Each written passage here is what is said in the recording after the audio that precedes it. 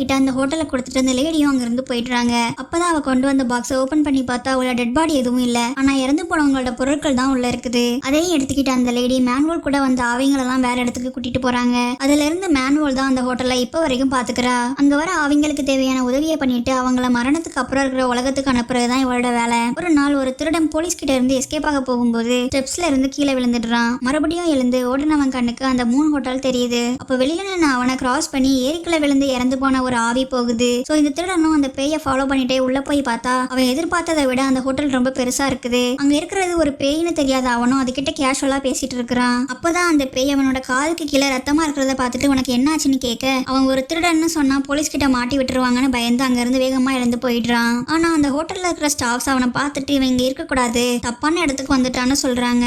ஏன்னா அந்த ஸ்டெப்ஸ்ல இருந்து கீழே விழுந்து அவனோட தலையில அடிபட்டு உயிர் இன்னும் முழுசா போகல. அவன் உடம்புல இன்னும் உயிர் இருக்கிறதால அவன் இந்த ஹோட்டலுக்கு வரக்கூடாது. சோ இப்ப மேனுவல் இவனை பார்த்தா உண்மையாவே கொண்டு வான்னு பயந்த அந்த ஸ்டாஃப்ஸ் எல்லாம் அவனை சீக்கிரமா அங்க இருந்து வெளியே அனுப்பணும்னு தேடுறாங்க.